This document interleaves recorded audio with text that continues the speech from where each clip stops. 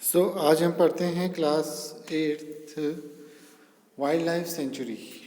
कुछ हमने endemic species के बारे में पढ़ा था, फ्लोरा एंड फ्यूना के बारे में पढ़ा था। आज हम पढ़ते हैं wild life sanctuary. What is called wild life sanctuaries, और फिर हम पढ़ेंगे नेशनल पार्क के बारे में। ठीक, तो wild life sanctuary, national park, और एक और हमने ऊपर पढ़ा था, कौन सा था, बायोडाइवर्सिटी वाला, ये बायोस्फीयर्स। सो 3 हिस्सों में हमने इसको बांटा था। अब दूसरा टॉपिक है हमारा wildlife sanctuary. Wildlife sanctuary में क्या था? Wildlife sanctuary explains that professor Ahmed explains that killing and poaching of in general is strictly prohibited and punishable by the law in all places. Wildlife sanctuaries like reserve forests provide protection and suitable living condition to wild animals. He also tells them that people living in wildlife sanctuaries are allowed to do certain activities such as grazing by their livestock, collecting medicinal plants, firewood, etc. Wild life जो centuries हैं वहाँ पर poaching, killing of wild life animals is strictly prohibited. But जो wild life sanctuaries के आसपास रहते हैं या के आसपास रहते हैं, स्पेशली उन लोगों को क्या चीज़ अलाउ होती है? अपने लिए कुछ जो मेडिसिनल प्लांट्स हो गए, फायरवुड हो गया, लकड़ी होगी कलेक्ट करने की, इनकी जो उनको और ग्रेजिंग एक्टिविटीज़, गाय भैंस चराने के लिए वो वाइल्ड लाइफ सेंचुरीज में जा सकते हैं।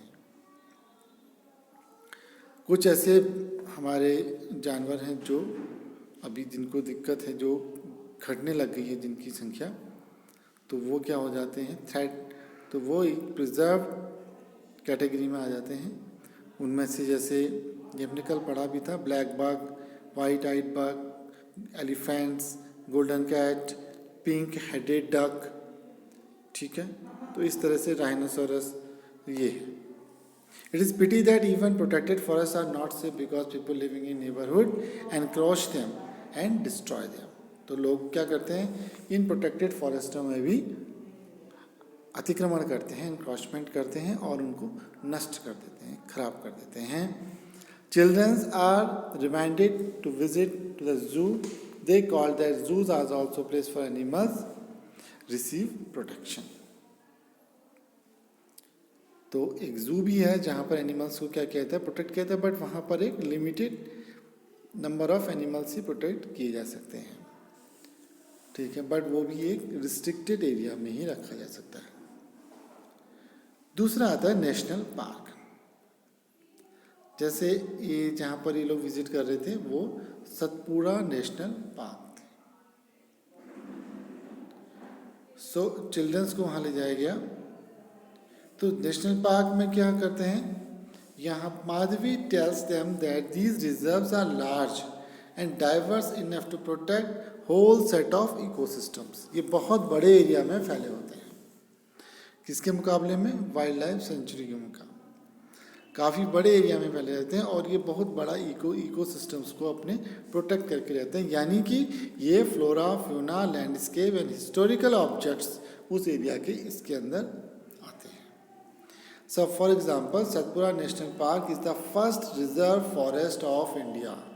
So what is the first reserve forest of India? Is Satpura national park is the first reserve forest of India.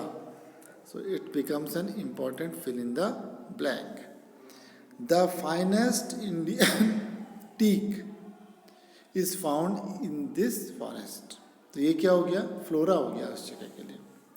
The finest Indian teak, तो सबसे अच्छी क्वालिटी का टीक वुड होता है वो इन फॉरेस्टों में मिलता है, सतपुड़ा के।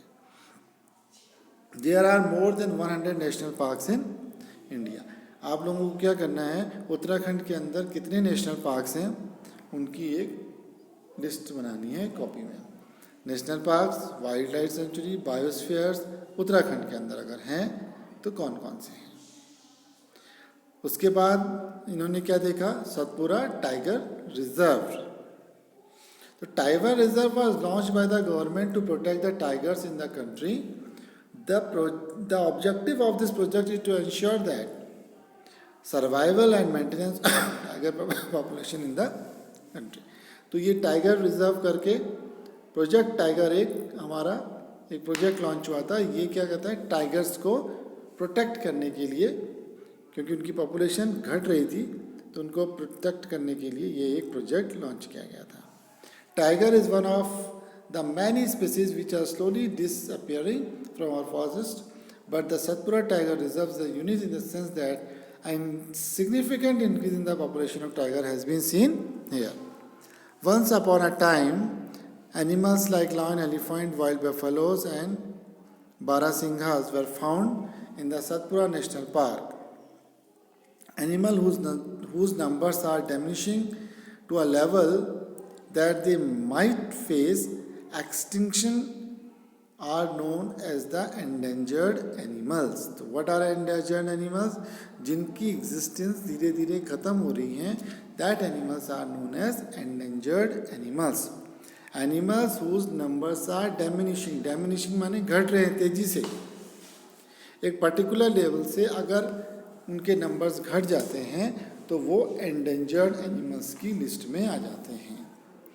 यानी कि अगर हम उनको प्रोटेक्ट नहीं करेंगे तो हमारी आने वाली पीढ़ियां इस तरह के जानवरों को कभी भी नहीं देख पाएगी। So survival of some of the animals has become difficult because of disturbance in the natural habitat.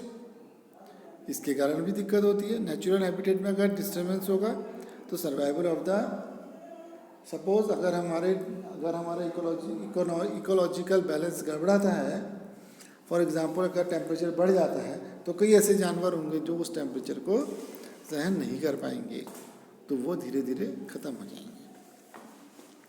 तो national parks, in all national parks human activities such as grazing, poaching, hunting, capturing of animals और collecting of firework is not allowed. तो ये difference है national park में और जो हमने इससे पहले पढ़ा था। कौन सा पढ़ा था? ये चीज़। तो जो चीज़ें हमारे यहाँ चलते हैं वाइल्ड लाइफ सेंचुरी में अलाउ थी वो नेशनल पार्क्स में अलाउ नहीं होती हैं, जैसे grazing, capturing of animals, collecting of firewoods, medicinal plants. Firewood medicinal plants are not allowed. Are only big animals facing extinctions? नहीं, छोटे छोटे एनिमल्स भी एक्सटिंक्शंस को ज़्यादा फेस करते हैं। In fact small animals are much more in danger to become extinct.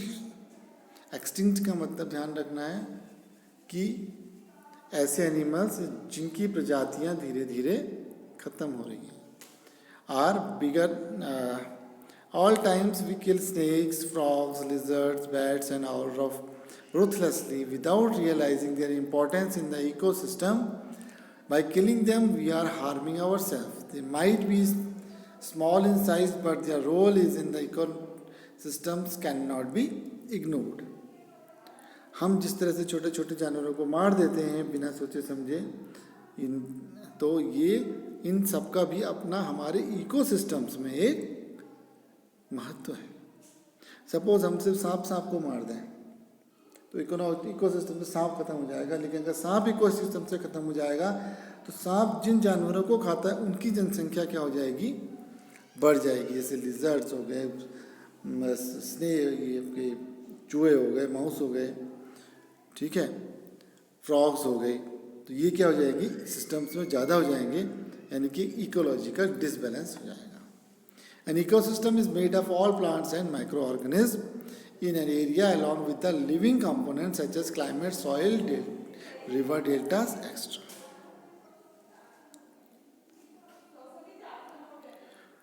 आगे बढ़ते हैं। Red data book. What is red data book?